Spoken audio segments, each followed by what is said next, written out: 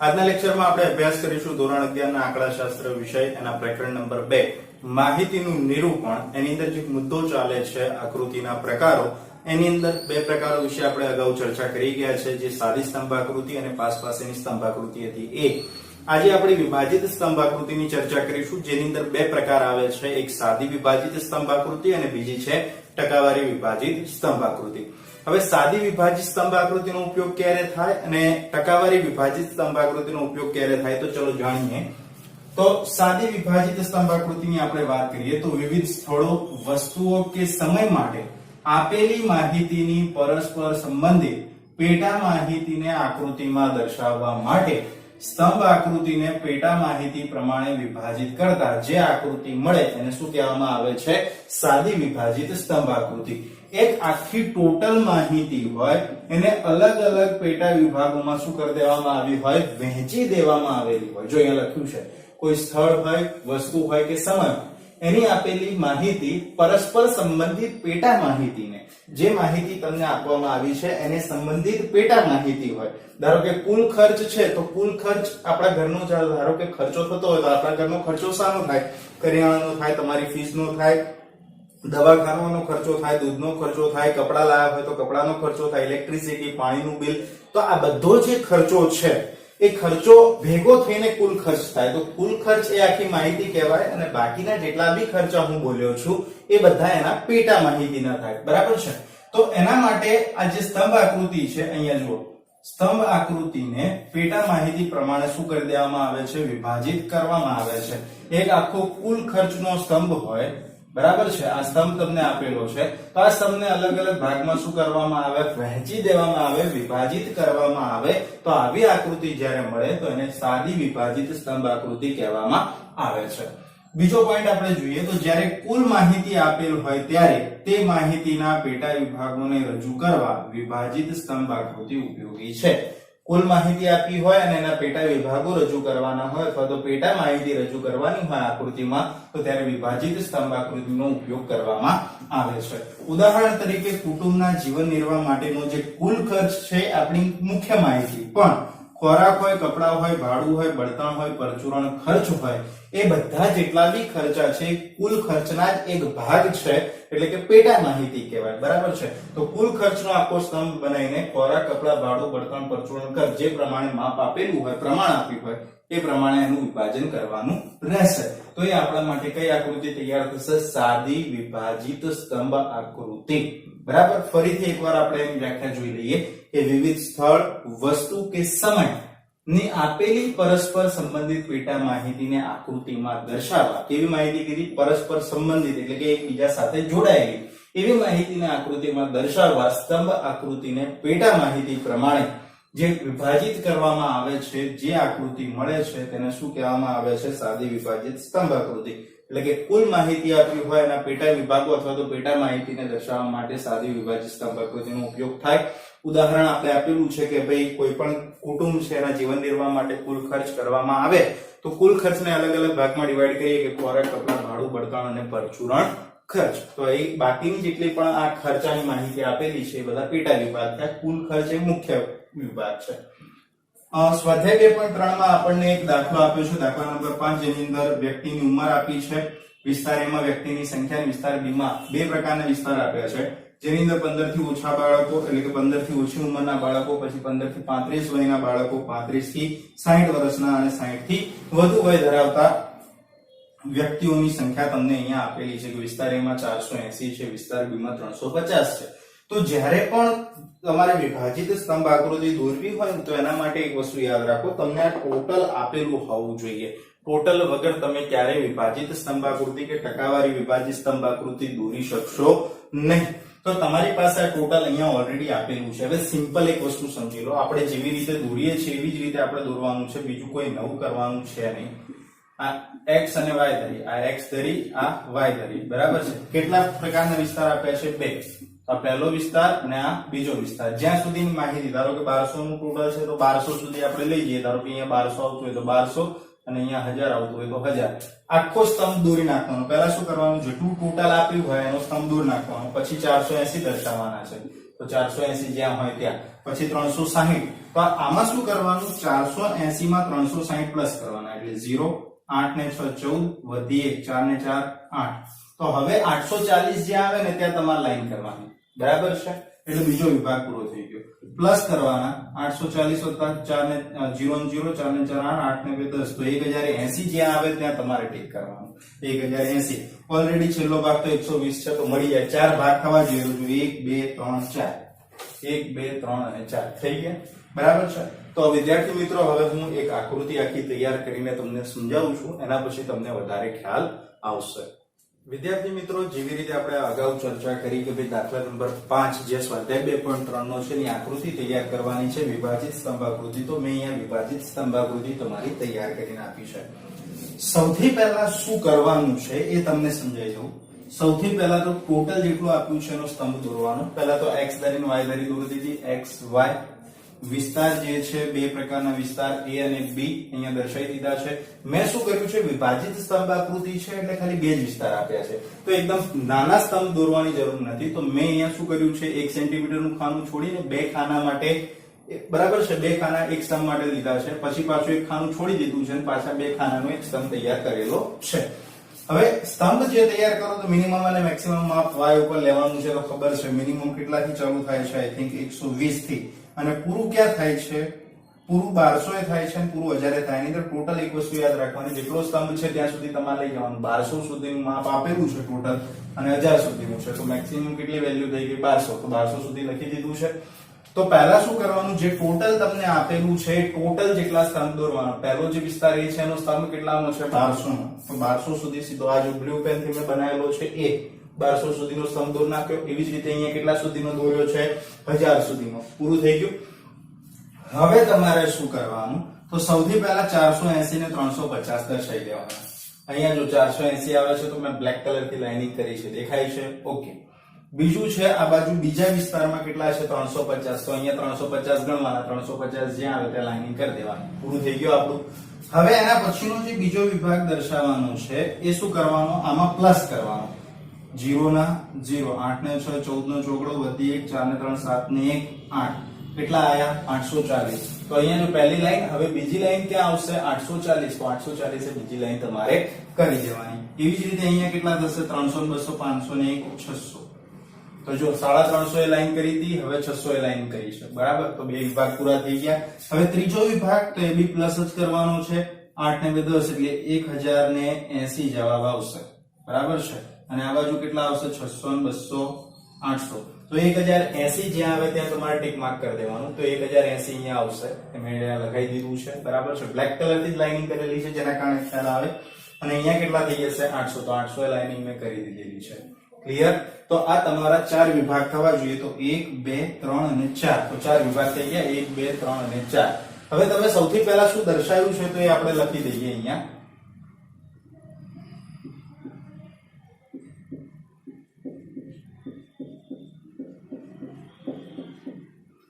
બંને જે છે 15 થી ઓછી સંખ્યા બાળકોની છે, એટલે 15 થી ઓછી ઉંમર છે બાળકોની છે, બંનેમાં છે. તો બંનેમાં સરખી નિશાની દર્શાવવાની, અલગ અલગ નિશાની દર્શાવવાની નથી. આ વસ્તુ ખાસ ખ્યાલ રાખજો, બરાબર છે. તો અહીંયા સાચાની નિશાની જો દર્શાવ તો નીચે મારે શું લખવાનું થાય, બાળક, બરાબર. આ બાળકોની સંખ્યા દર્શાવે છે. હવે બીજું જે છે એ યુવાનનું છે. તો યુવાન માટે હું ચોકડીની નિશાનીનો ઉપયોગ કરીશ.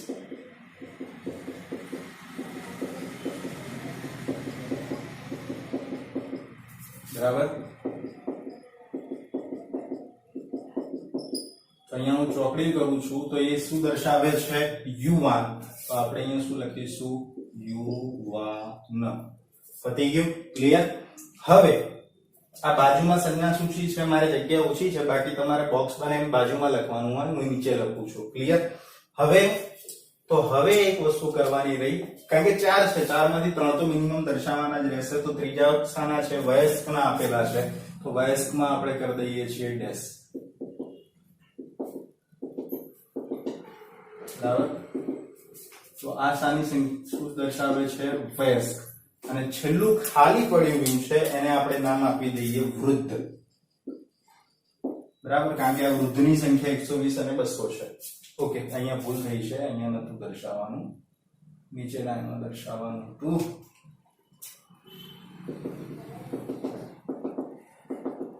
બરાબર. તો આ તમારું ડેશ વાળી જે કિંમતો છે શું દર્શાવે છે? વયસ્કોનું પ્રમાણ દર્શાવે છે, આ વૃદ્ધોનું પ્રમાણ દર્શાવે છે. આ બંને વસ્તુ ક્લિયર. તો આ તમારી વિભાજિત સ્તંભ આકૃતિ અહીંયા પૂર્ણ થઈ ગઈ છે. હવે તમારે સ્કેલ માપ લખવાનું રહેશે. તો સ્કેલ માપ x અક્ષ બરાબર તો ખાલી શું લખાશે? વિસ્તાર, કારણ કે એની અંદર કોઈ માપ આપણે લખેલું છે નહીં. અને y અક્ષ બરાબર 1 સેન્ટીમીટર બરાબર કેટલા વ્યક્તિ લખેલા છે? 100. અહીંયા કેટલા વ્યક્તિ લખવાના? 100 વ્યક્તિ. બરાબર.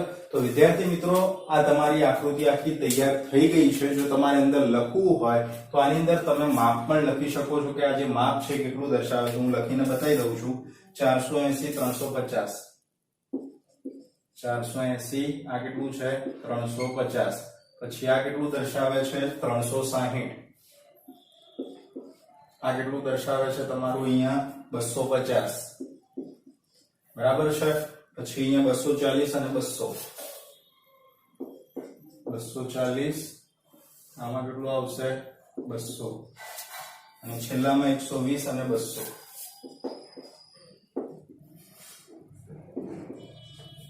ક્લિયર. આ તમે માપ પણ અંદર લખી શકો છો.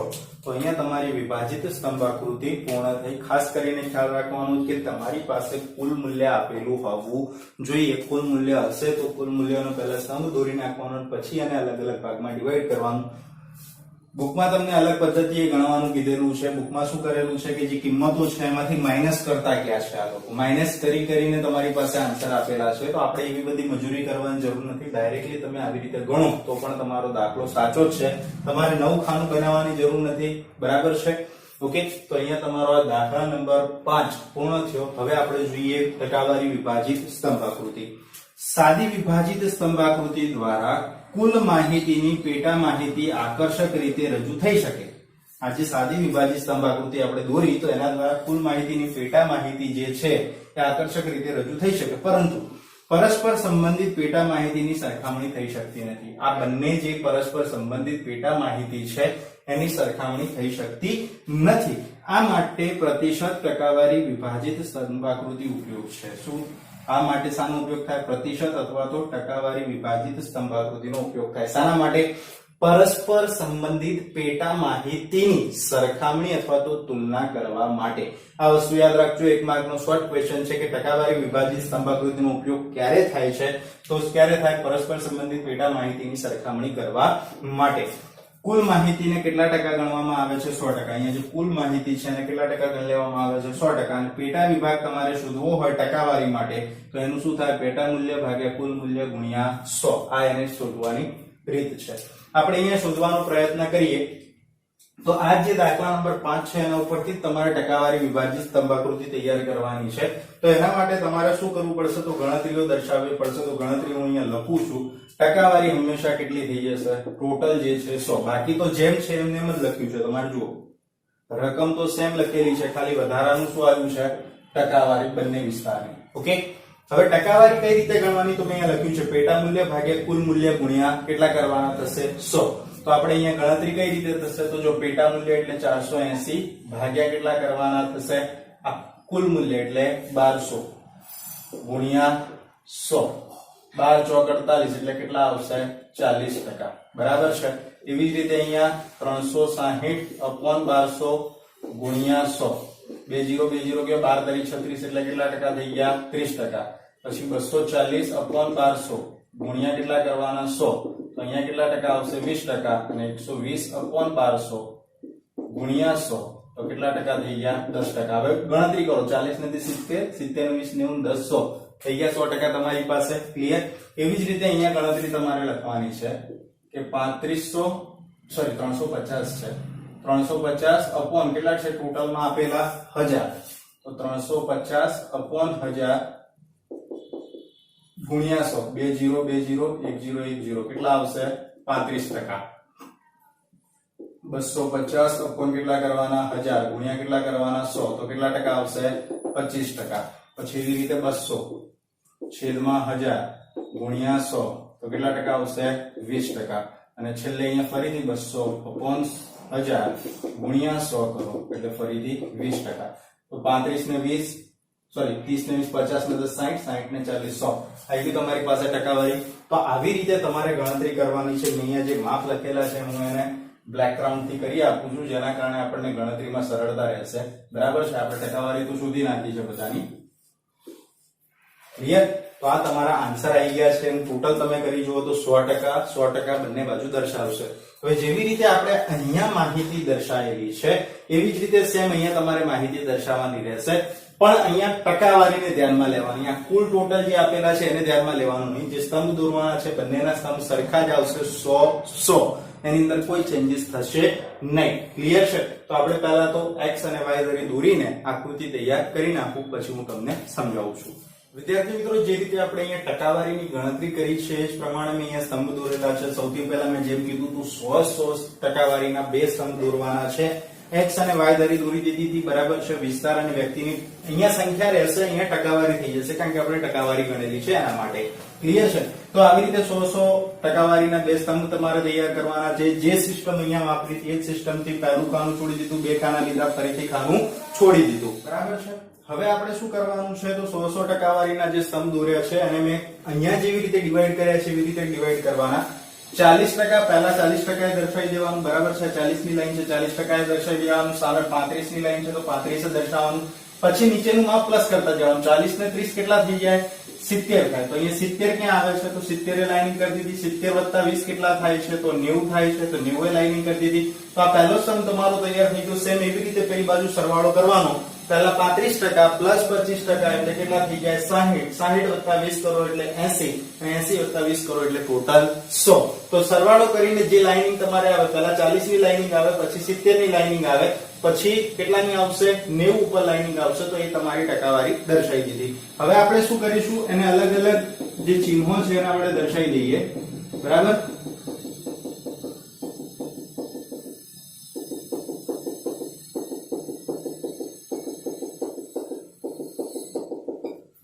ક્લિયર? તો આ તમારી ચોકડીની નિશાની છે. શું દર્શાવે છે? બાળક. તો અહીંયા ચોકડી દર્શાવી દઈએ છીએ. પછી બીજો જે છે ભાગ, એમાં સાચાની નિશાની દર્શાવીએ. બરાબર છે. તો એ શું દર્શાવે છે? યુવાન.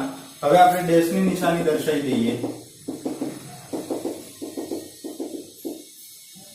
બરાબર છે. તો એ શું દર્શાવે છે? વયસ્ક. અને ઉપરની જે બે કિંમતો છે શું દર્શાવે છે? વૃદ્ધ. સ્કેલ માપ આપણે લખવાનું બાકી છે. તો સ્કેલ માપ y અક્ષ બરાબર 1 સેન્ટીમીટર બરાબર કેટલું થશે? x અક્ષ ઉપર તો ખાલી વિસ્તાર છે.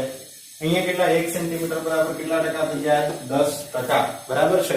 તો અહીંયા તમારો આ જે વિભાજિત સ્તંભાકૃતિનો કોન્સેપ્ટ હતો, એટલે કે સાદી વિભાજિત સ્તંભાકૃતિ અને ટકાવારી વિભાજિત સ્તંભાકૃતિ અહીંયા પૂર્ણ થાય છે. નેક્સ્ટ લેક્ચરમાં આપણે વૃત્તાંશ આકૃતિ અને વર્તુળ આકૃતિ વિશે ચર્ચા કરીશું. ત્યાં સુધી અસ્તુ.